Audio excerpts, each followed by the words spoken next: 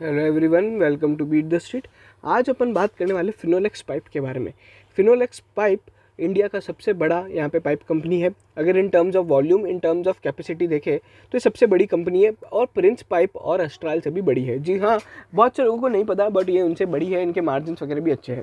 तो इस वीडियो में करेंगे उनका पूरा बिजनेस एनालिसिस और उसके पूरे फंडामेंटल्स को जानेंगे, पीयर कंपैरिजंस करेंगे और टेक्निकली देखेंगे यहाँ पे क्या चीज़ें हो रही है, क्या यहाँ पे अपने को बाय बन सकता है, क्या स्विंग ट्रेडिंग के लिए या फिर इसे लॉन्ग टर्म के लिए रखना चाहिए, या फिर इसमें अगर अपन देखेंगे शेयर होल्डिंग पैटर्न के चेंजेस और यहाँ पे वैल्यूएशंस में अपन देखेंगे कंपनी का बिजनेस एक्सपेंशन वगैरह में प्लान क्या है।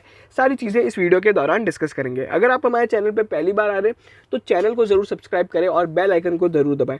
और अभी तक अगर आपने हमारे टेलीग्राम चैनल जो कि एक ऑटोमेटेड स्टॉक मार्केट फीड है वो नहीं ज्वाइन किया है तो आप ज्वाइन कर लीजिए, जो कि इंडिया में पहली बार है। सारी न्यूज़ वगैरह आपको एक जगह एक साथ यहाँ पे मिल जाएंगी, भले ब्रोकरेज रिपोर्ट हो, कॉन कॉल हो या फिर कोई मैनेजमेंट इंटरव्यू हो या फिर अपने रिजल्ट्स हो, सारी चीज़ें आपको एक जगह मिल जाएगी। आपको कुछ नहीं करना है, बीट द स्ट्रीट जाके आपको सर्च करना है टेलीग्राम पे, नहीं तो आप हमारे लिंक इन डिस्क्रिप्शन के थ्रू भी ज्वाइन कर सकते हैं। चलिए फिनोलेक्स की बात करें। यहाँ पे आप सभी ने अब है ना रिजल्ट्स वगैरह तो देख लेंगे, रिजल्ट्स खतरनाक थे, ठीक है, रिजल्ट्स वगैरह सब अच्छे थे, ओवरऑल रिजल्ट्स पॉजिटिव थे, ठीक है। अपन पहले फिनोलेक्स के बिजनेस को समझ लेते हैं। फिनोलेक्स का जो बिजनेस है वो काफ़ी अलग है ना। अगर मतलब अलग नहीं है बट उनके बिजनेस में कुछ चीज़ें हैं जो अपने को देखनी रहेंगी। तो फिनोलेक्स का यहाँ पे जो बिजनेस है वो बेसिकली पाइप एंड फिटिंग्स और रेजिन्स बनाने का है। रेजिन्स के अंदर क्या क्या आते हैं अपने ना, सॉल्वेंट्स वगैरह आते हैं, मतलब कंस्ट्रक्शन के अंदर बहुत सारे तरह तरह के केमिकल यूज होते हैं, उनको अपन ने ना सादी भाषा में रेजिन्स बोलते हैं, ठीक है। तो ये सारा काम है इनका। एक बिजनेस है रेजिन्स का, एक बिजनेस है इनका पाइप्स का। पाइप्स ये बहुत तरह के बनाते हैं, सीपीवीसी पाइप्स होते हैं, एसटीएम पाइप्स होते हैं, एसडब्ल्यूआर पाइप्स, सीवेज वाले पाइप्स होते हैं, फिर एग्री पाइप्स, कॉलम पाइप्स और कास्टिंग पाइप्स। तो ये सारी चीज़ें और थोड़ा बहुत है ना फिटिंग्स वगैरह का बिजनेस भी करते हैं। तो ये इनका टोटल मतलब है ना ओवरव्यू है एक बिजनेस का, जिसके बारे में थोड़ा और डिस्कस कर लेंगे। अच्छा, इनकी प्लांट लोकेशंस अगर अपन देखिए तो यहाँ पे इनकी दो प्लांट है। अगर आप बात करते हो यहाँ पे एक तो रत्नागिरी में, एक उड़से में है और उसके बाद एक यहाँ पे गुजरात के अंदर प्लांट है, ठीक है। उसके बाद इनके कुछ ब्रांच ऑफिस है और इनका कॉर्पोरेट ऑफिस पुणे में है, ठीक है। और इनकी ओवरऑल जो रीच है 21,000 रिटेल पॉइंट्स है। रिटेल पॉइंट्स मतलब टच पॉइंट्स अगर अपन देखें तो एक तरीके से आप डीलर बोल सकते हो, और कंपनी इसको धीरे धीरे एक्सपैंड कर रही है। वहीं पे अगर अपन देखें कंपनी की आने वाले टाइम में जो की स्ट्रेटेजीज है वो क्या है, एक तो अपना फुटप्रिंट एक्सपैंड करना है, कैपेसिटी एक्सपेंशन करना है, बट कंपनी ने कुछ बताया नहीं है। मैं एक चीज़ अभी कंपेयर भी करता जाऊंगा प्रिंस पाइप और अस्ट्राल पॉली से। अस्ट्राल पॉली और प्रिंस पाइप ने एग्जैक्ट अपना प्लान बताया कि हम लोग क्या जगह किस चीज़ में कैसे एक्सपेंड करेंगे, बट इन लोग ने कुछ भी नहीं बताया है। अस्ट्राल पॉली की बात करें तो उनके पास एक और बिजनेस होता है एडेसिव्स का, ठीक है, बट प्रिंस पाइप के पास केवल पाइप का बिजनेस है और इनके पास भी एक और अलग बिजनेस है।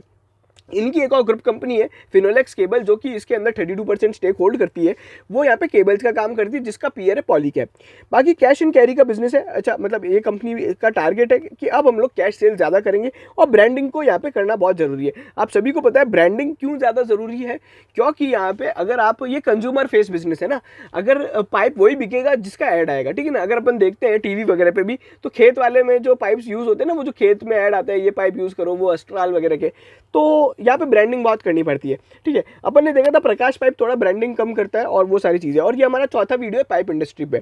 बाकी के जो 3 वीडियो है मैं यहाँ पे आई बटन दबा के आप देख सकते हैं, मैं अटैच कर दूंगा।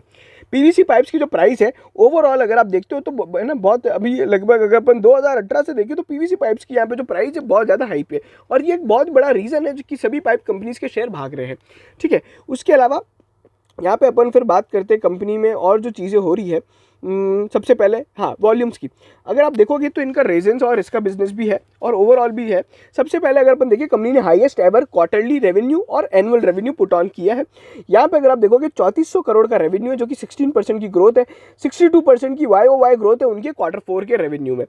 उसके बाद अगर अपन देखें ऑपरेशनल परफॉर्मेंस में भी बात करते हैं तो कंपनी का जो EBITDA 122% से ग्रो हुआ है पूरे साल के अंदर 1000 करोड़ पे, और जो पैट है 124% से ग्रोथ हुआ है। अगर आप यहाँ पे एक चीज़ देखोगे कंपनी का, यहाँ पर रेवेन्यू तेजी से इतना ग्रो नहीं हो रहा है जितना EBITDA हो रहा है। ठीक है। तो मतलब आप शॉर्ट सी बात है, यहाँ पे इबिटा मार्जिन के अंदर एक्सपेंशन देखने को मिलेगा, और वहीं पे पैट मार्जिन और यहाँ पे पैट जो है और ज़्यादा तेजी से ग्रो हो रहा है। वहीं पे अगर आप देखते हो Q4 के अंदर तो इबिटा 305% से बढ़ा, पैट यहाँ पे 433% से बढ़ा है, ठीक है। तो ये सारी चीज़ें है ना ओवरऑल यहाँ पे इंपैक्ट कर रही है।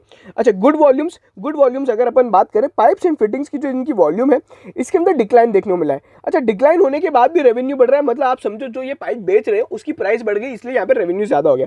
तो इनका जो पाइप का वॉल्यूम है 2,12,000 मेट्रिक टन का है। 2,12,000 मेट्रिक टन के आगे अगर अपन इसको कंपेयर करें अस्ट्राल और प्रिंस पाइप से, तो उन दोनों का जो वॉल्यूम है 1,40,000 मेट्रिक टन का है। इनकी जो टोटल कैपेसिटी है 3,70,000 मेट्रिक टन की है। वहीं पे अस्ट्राल और अपन इसकी बात करते हैं प्रिंस पाइप की, तो उनकी 2,40,000 मेट्रिक टन की कैपेसिटी है, और इसलिए ये इंडिया की सबसे बड़ी पाइप कंपनी है। बट इसकी वैल्यूएशन अपन जब पीयर कंपैरिजन में देखेंगे तो आपको समझेगा कि ये बहुत ज़्यादा अंडर वैल्यूड कंपनी है। पीवीसी रेजिन्स का एक और जो बिजनेस होता है उसके अंदर 2,36,000 मेट्रिक टन का बिजनेस है, और वो सारी चीज़ें हैं। अच्छा, अगर आप देखते हो तो सेगमेंट रेवेन्यू अगर अपन देखे थे तो यहाँ पे लगभग 50-50 का गेम है। यहाँ पे अगर आप देखोगे पीवीसी रेजिन से भी उतना ही बिजनेस होता है, और यहाँ पे ना ये वाले बिजनेस से भी इतना ही होता है, मतलब पाइप एंड वाले बिजनेस से। तो ओवरऑल यहाँ पे एक अच्छी खासी यहाँ पे है ना, मतलब कंपनी की जो डाइवर्सिफिकेशन है वो है, ठीक है। प्रिंस पाइप में प्रॉब्लम क्या है ना, प्रिंस पाइप केवल एक ही काम करता है पाइप बिजनेस का, ठीक है, और यहाँ पे ये और अस्ट्राल अलग अलग बिजनेस और भी करते हैं।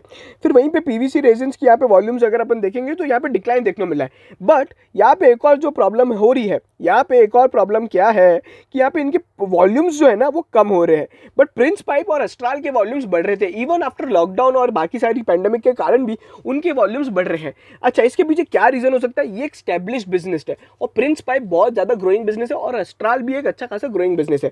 तो ये क्या हो रहा है कि फिनोलेक्स का मार्केट है ना ये लोग खा रहे हैं, प्रिंस पाइप और अस्ट्राल खा रहे हैं, और प्रिंस पाइप तो बहुत ज़्यादा खा रहे हैं बिकॉज वो एक बहुत छोटी कंपनी है एज कम्पेयर टू अस्ट्राल भी अगर अपन देखते हैं तो वो ज़्यादा तेज़ी से एक्सपेंड कर रहा है। एक और जो यहाँ पे पीयर कंपैरिजन में मैं बात बताना चाहूँगा कि इनके 2 या 3 ही प्लांट है, ठीक है, इनके 3 प्लांट है, और अस्ट्राल और प्रिंस पाइप के लगभग 5 से 7 प्लांट है।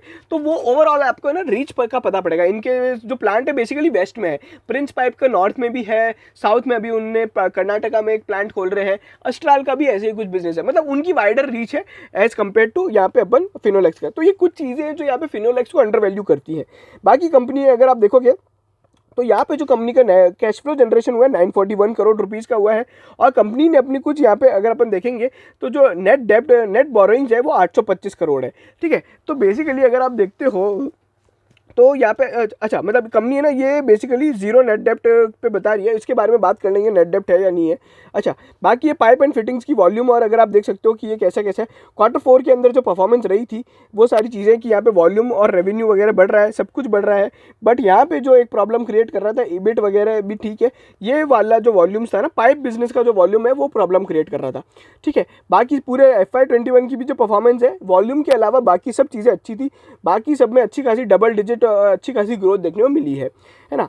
अच्छा, यहाँ पे अगर अपन देखते हैं ये क्वार्टरली और YOY बेसिस दोनों परफॉर्मेंस है, तो अगर आप देखोगे वॉल्यूम पाइप वाले बिजनेस की भी अच्छी रही है Q-on-Q और YOY बेसिस पे, ठीक है। ये देखोगे तो आप ये भी इससे समझ सकते हो। तो ये इनका जो वॉल्यूम है और यहाँ पे एबिट है ये इस बिजनेस में तो अच्छा रहा है। फिर वहीं पे अगर अपन देखें इनका जो रेवेन्यू है वो भी यहाँ पे YOY और Q-on-Q बेसिस पे कंपनी ने अच्छा पुट ऑन किया है, जो कि मैंने आपको बताया था, ठीक है। पैट यहाँ पे जो अभी रहा है कंपनी का 297 करोड़ रुपीज़ का रहा है। इबिटा के अंदर मूवमेंट क्या क्या आ रहा है कि इबिटा यहाँ पे 104 करोड़ से 423 करोड़ का इबिटा कैसे बनता है, तो वो कंपनी ने बताया कि उसके पीछे क्या क्या रीज़न है। एक तो रेवेन्यू बढ़ा है, फिर यहाँ पे कुछ यहाँ पे मटीरियल इम्पैक्ट है, ठीक है, उसके बाद यहाँ पे अदर इनकम है। और ये एक अच्छी बात मेरे को लगी कि अदर इनकम का यहाँ पे जो पोर्शन है ना बहुत कम है। जनरली अपन देखते हैं कि कुछ खराब कंपनीज में क्या होता है ना मैनेजमेंट वगैरह ना अदर बिजनेस में लगा देते हैं, यानी है ना मतलब शेयर मार्केट या फिर इन्वेस्टमेंट वगैरह कर देते हैं, तो उनका अदर इनकम का पोर्शन एकदम से बढ़ जाता है। मतलब कंपनी अपने मेन बिजनेस से अगर यहाँ पे इधर उधर हो जाती है तो वो मेरे को पसंद नहीं है। तो अदर इनकम कम से कम होना अच्छा रहता है, ताकि इससे अपने को एग्जैक्ट परफॉर्मेंस पता पड़े, रेवेन्यू जो आ रहा है वो सारा मेन बिजनेस से आ रहा है। अच्छा, इबिटा मार्जिन की जो मैं बात करता हूँ, इबिटा मार्जिन यहाँ पे 33% का है। पूरे फिनेंशियल ईयर का भी देखते हो तो 30% का है। यहाँ पे इबिटा मार्जिन अगर प्रिंस पाइप का देखें 20% का होता है, और वहीं पे अगर अपन अस्ट्राल का देखें तो 22% का मार्जिन है। तो यहाँ पे एक और चीज़ जो है ना ये एक इस कंपनी को अच्छा बनाती है। तो मैंने आपको है ना प्रॉस एंड कॉन्स दोनों बताता जा रहा हूँ कि यहाँ पे प्रिंस पाइप और इनमें क्या क्या प्रॉब्लम है, साथ साथ अपना पीयर कंपेरिजन लगभग हो गया है। फिर यहाँ पे अगर अपन देखिए पैट वगैरह जो मैंने आपको बताया था, रेवेन्यू और उसमें फ्रंट में कोई प्रॉब्लम नहीं है, प्रॉब्लम है वॉल्यूम्स में, ठीक है ना। और वॉल्यूम ही प्रॉब्लम क्रिएट कर रहा है। पूरे साल का भी अगर आप प्रॉफिट देखते हो तो अच्छा खासा यहाँ पे है ना ट्रिपल डिजिट के अंदर ग्रोथ है। एक्सेप्ट यहाँ पे अपन रेवेन्यू की बात करें तो यहाँ पे कंपनी ने मार्जिन एक्सपेंशन बहुत किया है, जिसके कारण ये चीज़ें हो रही है। और आने वाले टाइम में एक बहुत इंपॉर्टेंट चीज़ है वो ट्रैक करनी रहेगी मार्जिन। अगर मार्जिन अपने 25% से कम चले गए तो मैं इसको नेगेटिव मानूंगा आने वाले टाइम में। मतलब Q1 को छोड़ देते हैं क्योंकि वो तो पेंडेमिक के कारण खराब हो गया था अपना ये वाला जो Q1 था। तो आने वाला जो Q2, Q3, Q4 होगा ना, ये मार्जिन मेंटेन रहने चाहिए। जनरली क्या होता है, कंपनी एक साथ जब मार्जिन एक्सपेंशन पोस्ट करती है ना तो वो इतने मेंटेन नहीं कर पाती है, और यहाँ पे अक्सर ये देखने को मिलता है कि वो उनके मार्जिन्स गिर जाते हैं। तो वो सारी चीज़ें हो रही है। बाकी बैलेंस शीट में अगर अपन देखते हैं कंपनी, यहाँ पे जो डेप्ट टू इक्विटी अगर आप देखते हो तो यहाँ पे अभी भी जो डेप्ट है वो यहाँ पे थोड़ी बहुत डेप्ट है, जो कि केवल 6.6% है ओवरऑल इक्विटी की। तो यहाँ पे आप कह सकते हो कि कंपनी है ना नेट डेप्ट फ्री के लगभग है। अच्छा, इनका जो यहाँ पे बोरोइंग्स है बिल्कुल जीरो है, but short term borrowings company के पास है, बट उससे ज़्यादा कंपनी के पास करंट इन्वेस्टमेंट पड़ा है। तो मतलब आप कह सकते हो ये नेट डेट फ्री है या फिर नेट कैश है। ओवरऑल यहाँ पे जो अगर अपन देखें तो इनके जो नेटवर्थ के अंदर जो इंक्रीज़ है, बेसिकली ये आप देख सकते हो ये नेटवर्थ का इंक्रीज़ है, जो कि एक अच्छा खासा इंक्रीज़ है। फिर यहाँ पे मैंने पाइप्स वगैरह की बता दिया, की स्ट्रेटेजीज इनकी बता दी, फिर CSR एक्टिविटीज़ वगैरह करते रहते हैं, और ये इनका ओवरऑल बिजनेस था। अच्छा, मैनेजमेंट का क्या कमेंट है इस पे, तो वो भी अपन जान लेते हैं मैनेजमेंट का क्या कहना है। देखो मैंने ना ओवरऑल यहाँ पे फिनेंशियल हाइलाइट्स तो दे ही दिए थे, बट यहाँ पे आप एक क्विक हाइलाइट्स भी देख सकते हो कि ये सारी चीज़ें हो रही है। अच्छा, परफॉर्मेंस पे यहाँ पे जो प्रकाश छाबरिया हैं जो कि कंपनी के फिनोलेक्स इंडस्ट्रीज़ के चेयरमैन हैं, उन्होंने क्या बोला है। देखिए मैनेजमेंट का कमेंट कुछ खास नहीं है, सारी मतलब वो बातें करी जो अपने लिए ऐसा काम की नहीं कि बहुत अच्छा हुआ है, ये हुआ है, वो सब ठीक है। एक यहाँ पे अच्छी बात हो रही कंपनी के, एक तो है ना शेयर स्प्लिट वगैरह हुए थे, उसके कारण यहाँ पे ना वॉल्यूम्स वगैरह बढ़ गई थी, और जिसके कारण एक पॉजिटिव इम्पैक्ट देखने को मिला है। कंपनी ने यहाँ पे 2 रुपये और 2 रुपये, मतलब टोटल फाइनल डिविडेंड 2 रुपये का, और एक स्पेशल डिविडेंड जो दिया है ना 4 रुपये का टोटल कंपनी ने डिविडेंड अनाउंस किया है, जो कि एक अच्छी बात है। एक कंपनी जब डिविडेंड देती है मतलब उसके पता पड़ता है कि यहाँ पे कैश फ्लोज वगैरह अच्छे हैं। चलिए, तो ये सारी बातें थी। अब अपन एक बार थोड़ा बहुत पीयर कंपैरिजंस और यहाँ पे इसके थोड़े और बिजनेस को एक बार और देख लेते हैं। तो ये अगर आप इनके प्रोडक्ट्स देखोगे ना तो ये वाले हैं। तो इसमें भी ये जो बिज़नेस है ना सॉल्वेंट सीमेंट वाला जो बिज़नेस है, इसके अंदर है ना बहुत सारे तरह तरह के ये लोग केमिकल्स वगैरह बनाते हैं। तो ये इनका रेजिन वाला बिज़नेस है। तो मैं इसलिए आपको बता रहा था बिकॉज ये आपको बिज़नेस समझना बहुत इंपॉर्टेंट है। इसके अंदर है ना बहुत सारे तरह तरह के, जैसे पिडिलाइट वगैरह भी काम करता है, वो सीमेंट में अगर डाल देते हैं तो अपना बेसिकली वो काम अच्छा करने लग जाता है। और पानी वगैरह जो वाटर प्रूफिंग टाइप के जो सॉल्यूशंस होते हैं ना, तो ये सारे बनाने का काम करता है। इस तरह तरह के लुब्रिकेंट्स वगैरह भी बनाता है, ठीक है। और प्रीमियर जो प्राइमर वगैरह होता है ये सब बनाता है। तो इनका ये सारा बिजनेस है। बाकी ओवरऑल मैंने आपको सारी चीज़ें दिखाई दी है कि यहाँ पे कंपनी क्या क्या करती है। पीयर कंपैरिजंस की बात करें, इसका जो पी रेशो है 15 का है। प्राइस टू बुक रेशो अगर अपन बात करते हैं तो यहाँ पे बनता है 3 का। ईवी टू इबिटा रेशो 10 का बनता है। ओपीएम और वो सब तो बता दिया है। आरओसी आरओई भी काफ़ी अच्छा है। पीजी रेशो अगर आप देखते हो तो 1 से कम है, तो जो कि अच्छी बात है। प्राइस अर्निंग ग्रोथ मतलब कंपनी का शेयर प्राइस के अंदर जो ग्रोथ है वो इनकी अर्निंग्स की ग्रोथ से कम है। तो यहाँ पे एक अंडर वैल्यूड कंपनी ऐसे पता लगाई जाती है। वहीं पे डिविडेंड यील्ड भी अच्छी खासी है। ओवरऑल यहाँ पे डेब्ट टू इक्विटी का रेशो भी बढ़िया है। तो मुझे अभी तक है ना कुछ ज़्यादा खराब नहीं लगा है। बट यहाँ पे एक और जो चीज़ देखनी चाहिए कि क्या हमेशा पी रेशो कंपनी का इतना ही रहा है क्या। तो यहाँ पे अगर आप देखोगे तो इसको अपन नवंबर 20 से अगर जुलाई 20 से भी कंपेयर करें तो इनका यही पी बैठा है लगभग है ना। इनका बीच में पी हाई हो गया था, वो ठीक है, वो तो रिजल्ट से पहले हो ही जाता है हर बार। बट यहाँ पे हर बार है ना ये पी रेशो ही बैठा है। मतलब कंपनी आप इसको ये नहीं कह सकते कि यहाँ पे प्रॉब्लम है कि ये अंडर वैल्यूड है, बट यहाँ पे इसका पी रेशो जो रहा है ना वो हर बार इतना ही रहा है। अभी एस्ट्राल का पी अगर आप देखोगे तो हर बार 90 के आसपास रहा है। तो यहाँ पे ब्रेकआउट होने के बाद अपने को एक अच्छी खासी वॉल्यूम देखने को मिल सकती है, तब वो है ना स्विंग ट्रेडिंग का कैंडिडेट बनेगा। बाकी मैंने आपको बताया था कि यहाँ पे बहुत सारी चीज़ें हैं जो इसके फेवर के अंदर है, जैसे कि ओपीएम मार्जिन अपन ने मैंने बताया था ना इनका। देखो एस्ट्राल का ओपीएम मार्जिन कम है, प्रिंस पाइप का ओपीएम मार्जिन कम है, ठीक है। और वहीं पे वैल्यूएशंस के टर्म में अगर आप देख लो तो ये सबसे अंडर वैल्यूड स्टॉक है अगर पाइप बिजनेस की बात करें तो। और इनकी जो सेल्स होती है यहाँ पे अगर अपन देखें सेल्स यहाँ पे जो इनकी 3400 करोड़ की होती है, वहीं पे एस्ट्राल की जो सेल्स होती है 3100 करोड़ की होती है। अभी इनसे एक ही बड़ा आदमी है, सुप्रीम इंडस्ट्रीज है, उसको भी अपन देख लेंगे, वो जब अपन एनालिसिस करेंगे तो वो भी जानेंगे। बाकी यहाँ पे मैं बोलूँगा पीयर कंपैरिजन्स में तो ये नंबर 1 है, बट मेरा फेवरेट स्टॉक है ना प्रिंस पाइप है, बिकॉज वो एक ग्रोइंग बिजनेस में है एंड दे आर ग्रोइंग। यहाँ पे कंपनी ने एक्सपेंशन पे कोई कमेंट नहीं किया जो मुझे थोड़ा अजीब लगा, तो वो सारी चीज़ें। बाकी कंपनी का जो रेवेन्यू ग्रोथ है overall over the period of time काफ़ी अच्छा रहा है। अच्छा, शेयर होल्डिंग पैटर्न में क्या क्या चीज़ें अच्छी हैं, एक तो कैश फ्लो जो है वो कैश फ्लो काफ़ी अच्छा है। 941 करोड़ का कंपनी ने कैश फ्लो किया, 877 करोड़ का इन्वेस्टमेंट किया और इतना बड़ा इन्वेस्टमेंट कभी किया नहीं है, ठीक है। तो वो सारी चीज़ें वो मेरे को अच्छा लगा। तो ये बेसिकली एक्सपेंशन के कारण होगा, बट यहाँ पे कहाँ किया है, क्यों किया है, ये कंपनी ने एज सच अभी यहाँ पे डिस्क्लोज नहीं किया है। फिनेंसिंग एक्टिविटीज़ में कंपनी ने थोड़ा बहुत डेप्ट का रिपेमेंट वगैरह किया था। प्रमोटर्स का जो स्टेक है वो हर बार यहाँ पे पॉजिटिव रहता है, पॉजिटिव मतलब स्टेबल रहता है। फिनोलेक्स केबल इसके अंदर एक मेजर शेयर होल्डर है जो कि अपने अलग एक और लिस्टेड कंपनी है। एफआईआईज ने अपना स्टेक बढ़ाया है और डीआईआईज ने अपना स्टेक कम किया है। पब्लिक शेयर होल्डिंग में अगर अपन देखें कि कौन बड़ा आदमी है, तो यहाँ पे एज सच तो कोई बड़ा है नहीं, और अदर्स में भी यहाँ पे किसी का नाम आएगा नहीं क्योंकि 1% से वो कम वाला स्टॉक है। तो ये सारी चीज़ें। बाकी यहाँ पे अपन अब आ जाते हैं थोड़ा बहुत टेक्निकल्स पे, ठीक है। ऑलरेडी वीडियो काफ़ी लंबा हो गया। अच्छा, टेक्निकल्स यहाँ पे इसलिए इंपॉर्टेंट हो जाते हैं क्योंकि अंडर वैल्यूड कंपनी को तब पैसा लगाना चाहिए जब वो है ना ब्रेकआउट के जोन में हो। तो यहाँ पे अभी जो इंडिकेट्स कर रहे हैं वो बाय वगैरह के तो कर रहे हैं, ठीक है, वो सारी चीज़ें हैं। बट यहाँ पे अभी अपन देखेंगे तो बहुत सारे ऑस्किलेटर्स यहाँ पे अपने न्यूट्रल साइन होते हैं। यहाँ पे रेजिस्टेंस क्या है, 192 का एक बहुत बड़ा इंपॉर्टेंट रेजिस्टेंस है, वो यहाँ पे पुट ऑन होना चाहिए। अभी कंपनी अपने एक रेजिस्टेंस के आसपास चल रही है 181, तो ये रेजिस्टेंस को अभी पहले ब्रोक करेगी, फिर 192 और 220 का रेजिस्टेंस है। सपोर्ट अपने लिए क्या बनता है, सही में सपोर्ट 153 रुपये का बनेगा, और यहाँ से ही अपने को एक ये मतलब है ना स्टॉप लॉस वगैरह भी आप चाहो जिनको रखना है तो वो सपोर्ट पे स्टॉप लॉस रख सकते हैं। 192 क्रॉस करेगा तो अपन एक फ्रेश एंट्री करेंगे, और बाकी लॉन्ग टर्म वाले तो है ना इस भाव पे भी खरीद सकते हैं, बट स्विंग ट्रेडिंग वालों को ब्रेकआउट वगैरह जरूरी है, तो वो पहले रेजिस्टेंस को क्रॉस करना चाहिए। अपने को यहाँ पे थोड़ी बहुत जो क्लोजिंग है 185 प्लस की यहाँ पे क्लोजिंग चाहिए, 185 187 प्लस की, जब जाके अपन सोच सकते हैं कि आने वाले टाइम में इसमें कुछ ना कुछ धमाल होगा।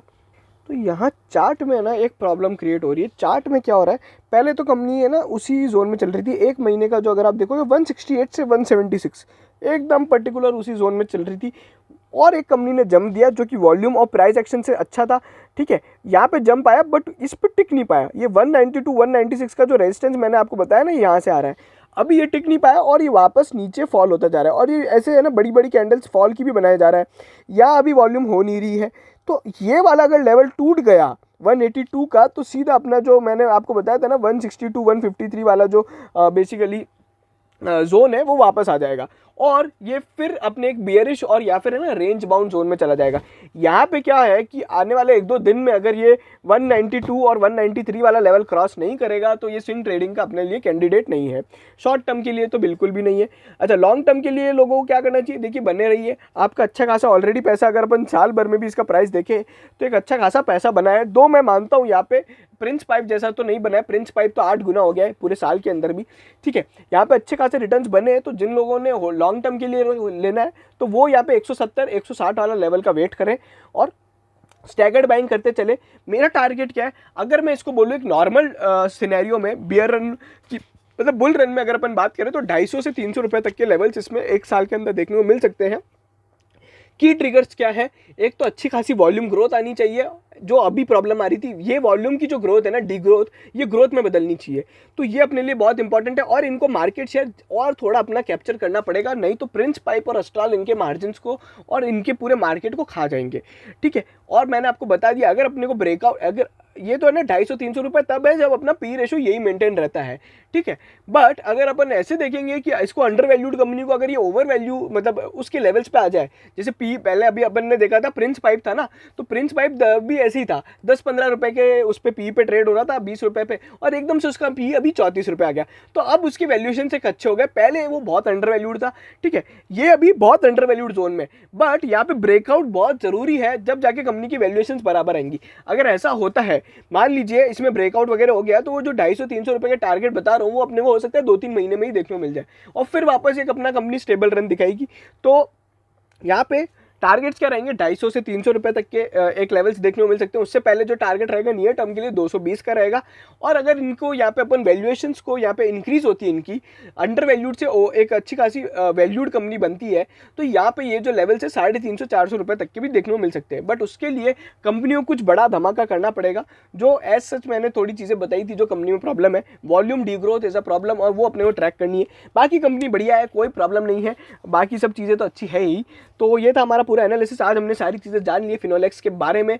तो अगर आपको हमारा वीडियो पसंद आया तो प्लीज़ प्लीज़ प्लीज़ लाइक करो, शेयर करो, कमेंट में बताओ वीडियो कैसा लगा, और अगला हमें कौन सा वीडियो कवर करना चाहिए, कौन सी कंपनी को एनालाइज करना चाहिए, वो ज़रूर बताइएगा।